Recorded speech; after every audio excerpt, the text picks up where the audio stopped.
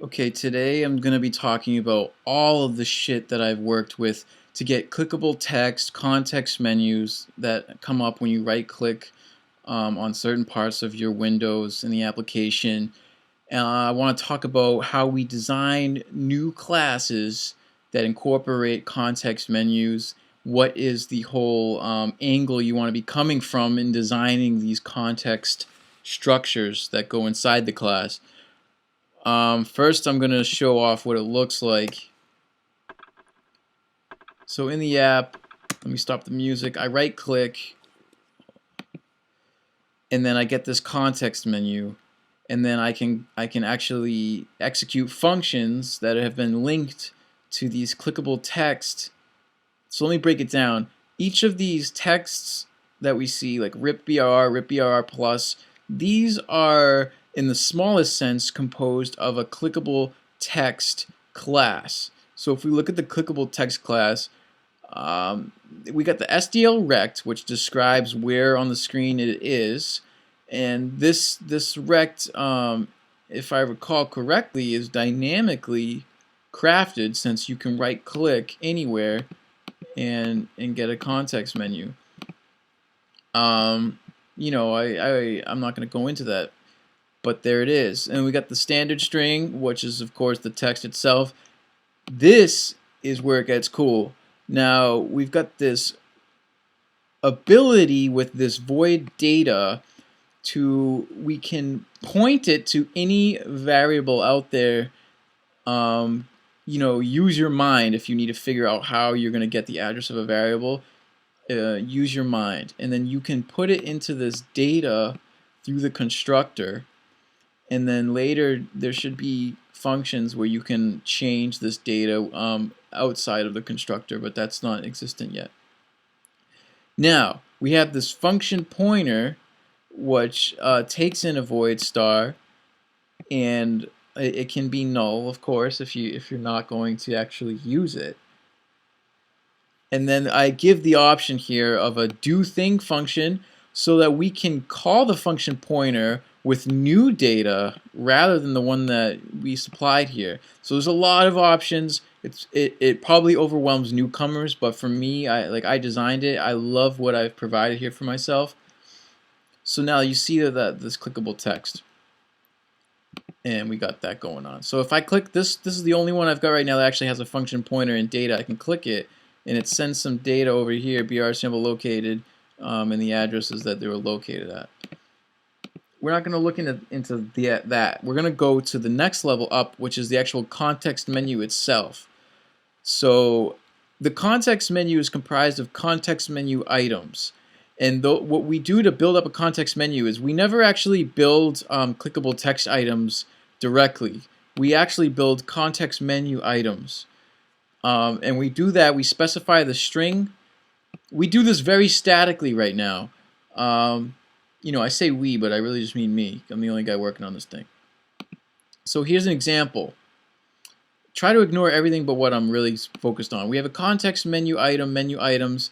We need to specify this array number because it doesn't work otherwise. I don't know how to get it to work, you know, with just like that, like you used to be able to do with char stars. But I can't, so I do this, and now I set up the appropriate things, like the string, and then there's a Boolean, which, let's go back to the context menu. The Boolean is visible, so you know if we want this actual item to actually be displayed when the user right clicks and get his context menu, and then we have the function pointer which defaults to null, and the data pointer which defaults to null. That way we can easily pass the nulls there without specifying. Clickable text. Yep. So if we look at the constructor of a context menu item and we give it all this stuff from the outside, it'll automatically create the clickable text object and the isVisible Boolean. And that's how we get an array of context menu items. Now the context menu itself is comprised of a pointer to this array of context menu items. So when you're building a new class, like a high-level class that is going to want to have a right-click menu, what you do is in that high level class, hold on, I got some changes to the file. What's up with that? Oh, I was just messing around. No biggie. So in this high level class, we have a main memory area, for instance. We're going to make this struct context. And the reason why we put this stuff into a struct context is to A, organize all this data, and it provides a nice place if you need new variables for your context. So now everything's just nice and organized, and it also prevents us from having to like subclass inherit from menu. Like that bullshit is not what I'm all about right now. So what we do is we give it a constructor, and actually it just constructs from inside itself. Like this is nothing that comes from the outside. You see it's an empty parameter list, but we need to build the menu of the menu items that we've specified here. Now this is a specific example where I know all of the type of entries I'm going to want in my context menu. So this is statically constructed, but don't confuse the word static with like static variables. I mean this is not a dynamic, this is not dynamically fed into the menu. This is just bam and then bam into the constructor. So in the case of dynamic, you would have to figure it out yourself. Now, so we want to get the context menu object in our little context class. So to make things sound nice, I call this menu because I end up calling the big boy context. So context.menu. Like I said, the menu items, you just feed that in. Phone, fuck that. Hold on, I gotta get that. We're back. So we talked about everything in the menus. That's great. We were looking at the context menu class. Now there's a lot of shit in here, so let's talk about how it all works when we're in the big boy class. The big boy class has an SDL event loop going on. So there's a number of things that you want to have going on, for lack of better words. We have this important boolean that's called isActive. Now the isActive goes true once we actually have context menu going on. So the way it works right now is in our SDL event loop for the actual window. So I'm actually in my main window class going real high level, which has a main memory area. We have an SDL event loop which takes all of this events, right? Just tons of shit. But what you have to do now is, since you have this right-click context menu, is you have to add in a new bit of logic that checks if the context menu is active. And this could have been orchestrated in a different style, right? The logic could have been even more buried, whereas we could have just said something like this: main memory area dot context dot do, and then like the logic would just be done from there, which would really clean up this receive event function. Or we could say like process events, and we can do like SDL. No, we just do like something like this, which I think I'm going to do right now.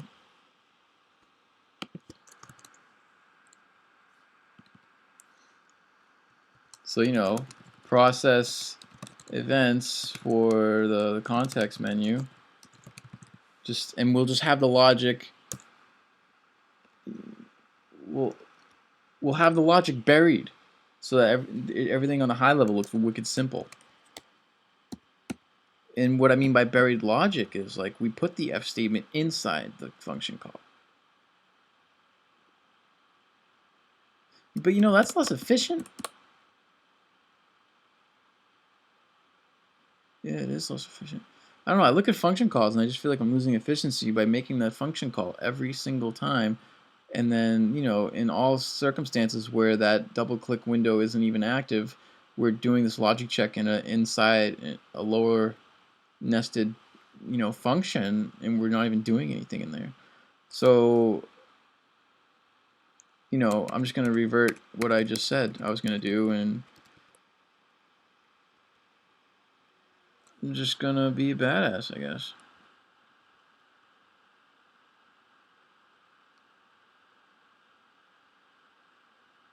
True that. My heart's telling me to clean it up. I'm going to clean it up. I think I'm going to settle for best of both worlds and do the logic check.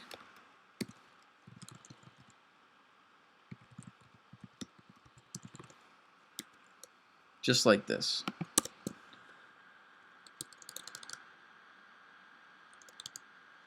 I think that's what I want.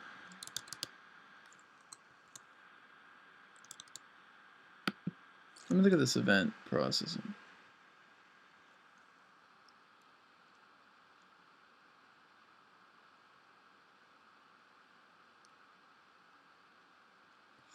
Yeah, let's do this. I can dig it.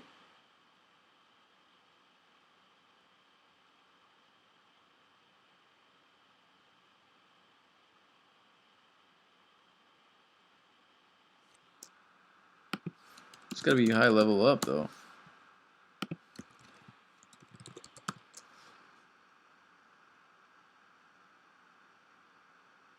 I have such a big problem with doing this, but I'm championing it. So I realized that I'm getting off track. I mean, I'm coding. I was supposed to be telling you just how it works. I'm not going to undo what I've done, but let's stick to the fact that in our event loop for our high level class main window, we want to add in the logic that checks if the context menu is active by accessing the context menu objects is active Boolean. And then if it's active, we want to do some specific event processing. And some things you might want to take from your normal event loop.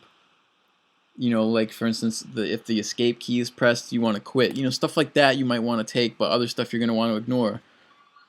Oh God, the phone again.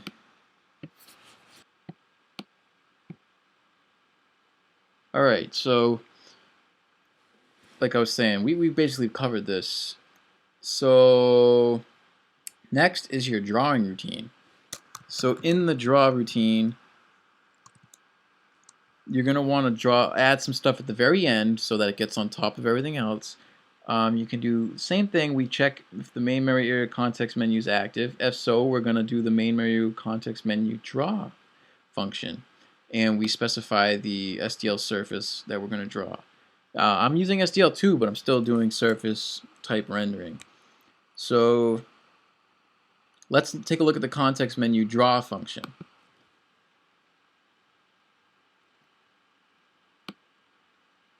Before we get into this draw function, I skipped the preload stage. So we need to look at the preload stage. It's a very important stage. And what you do is you need to add into your main memory, well, for instance, it's my main memory area, but main window, whatever. STL event loop is what I'm trying to say, god damn it. So in the main STL event loop, we need to make sure that we check for the STL mouse button. I think that's what it is. Mouse button down event. And then we can do a right click check. And I actually check this only if I'm in the navigation mode, which I really need to change. I hate that. Where's the... Here we go. Right here. So I really want to go and take this. I'm sorry, I'm in code mode again. And I'm just going to go and stay in code mode. Keep doing my thing.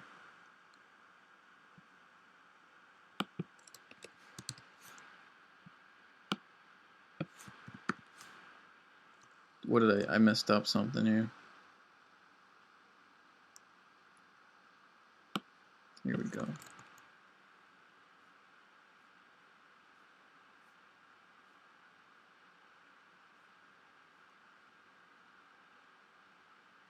Just leave it like this.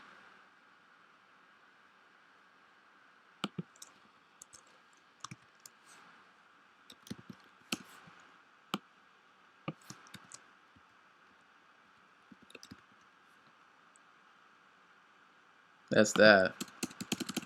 So what I just added was the ability to actually get the context menu even when I'm in edit mode if I'm right-clicking over the memory window. But we need to have this in the SDL mouse button down, so we're in the main event loop of our window, and we need to, when the right mouse button is clicked, we need to do a couple of very important things. For me, because I'm in the context of my application, I need to make sure that I log the fucking address for the fucking context window. That's because when I right click, check this out, I right click, I want to log this address where I'm at, because actually when I click later, I feel like the mouse coordinate changes or something. So we don't want to do that. We want to log that address. So that's like a very specific thing that I do in the case of this example. And then I change, this is the important part, change the context.menu.isActive to true. And then you want to do a context.menu.preload. And then you want to send the mouse coordinates, the current mouse coordinates, because then a context menu will be generated from where the current mouse coordinate is. And that's dynamically, created like that. So that is very important. And then we call the draw routine from our draw function if the menu is active. Okay, so now we can go back to our context menus implementation. And it's, we haven't covered everything yet. We still need to talk about this do thing, what's do thing. But we won't talk about that yet because I want to look at the preload. Oh yeah, there's this ability to use the cache that I didn't talk about. It defaults to false. And let's look at what this is all about, because I made this in the fly. Basically, when you're not cached, you're gonna go through your items array,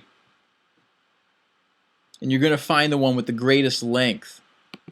And by finding the one with the greatest length, we can start generating the boundaries of this rectangle context menu. And it's pretty obvious why we want to base that off the greatest length entry in our list. We also tally how many items in our whole array are visible. There is the notion that you would only want the visible items to be in your array.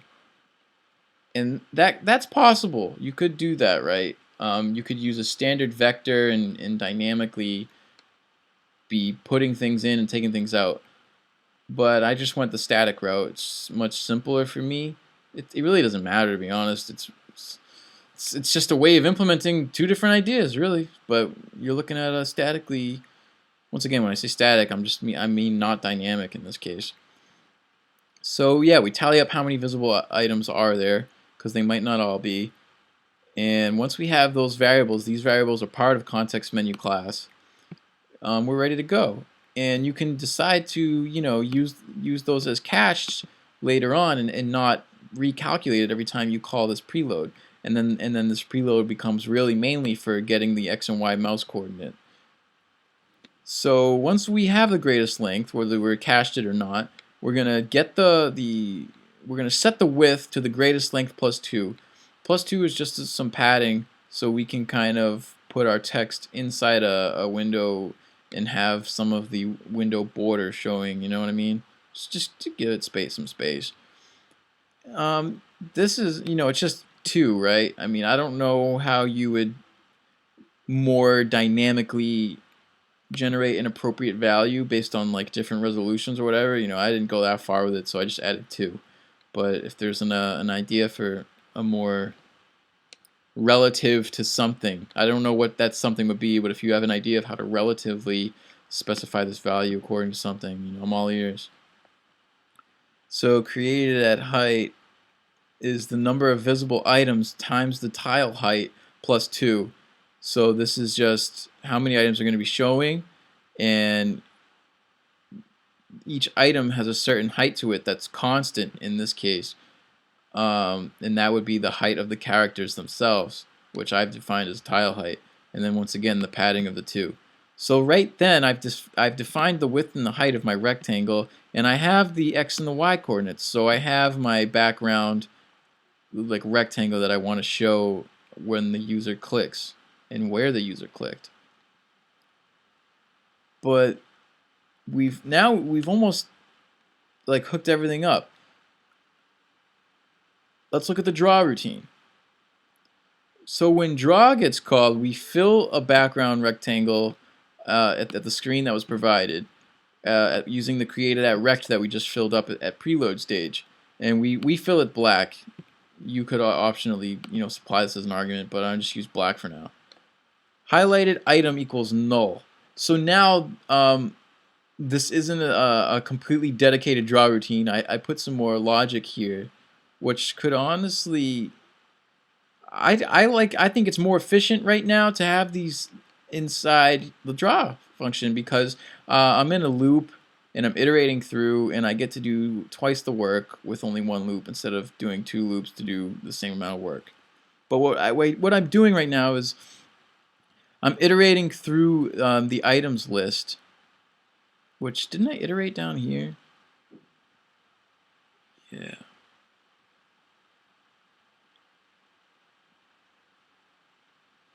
That's funny. I'm iterating here if I'm using the cache, but I'm always iterating here. So why not just always iterate? I don't know. Nah, it's whatevs. But anyway, so what I'm iterating for is I go through, and if it's visible, I want to see if where my mouse is, my current mouse, not the one I logged, I want to look at if my current mouse coordinate is inside the, first it's got to be inside the actual, we could probably combine these 2 rules into one. This is kind of lame. But I check if my mouse is inside the complete bounding rectangle of my context menu, and then most importantly, this is the part we need to study. I check if it's actually inside the actual entry itself, the individual entry, which is the current entry in our while loop. So let's take a look at this slowly. If my mouse coordinate is greater than or equal to the context menu's y plus drawn times tile height. Now the drawn means I can't use my I iterator because I'm iterating through invisible items possibly. So I have a drawn, meaning that if I'm at item 4, but a couple items before me weren't drawn, this will item 4 could be really the drawn item 2. So I keep track of that, and then I times it times the tile height because you get that, and then we make sure that it's less than all of that plus the clickableText Rekt Height, which I really should be using. Right now this clickableText.Rekt.h is equal to tile height. So I could just take that out, and I feel like it's a better idea to actually take it out. In this case, it just feels better because it's connected to all these other references to tile height. Otherwise, it's kind of like a disconnected comparison. You need to use either one or the others. See, the thing is that right now I'm basing everything off of tile height. I want everything to be consistent. So I'm going to take out this, and I'm going to do this. It should just be plus tile height. So do you get that? You can read it over and over if you need help understanding it. SDL rect R. So now I craft a new rect, which is basically going to be the same X as the menu itself. Remember, all the entries start on the same X.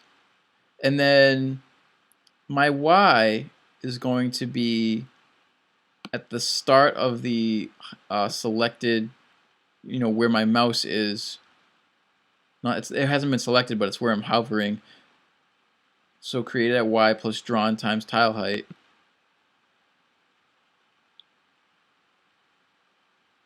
Trying to look here. Yeah, that's right. Remember, drawn refers to this studied item, what its number is in the list.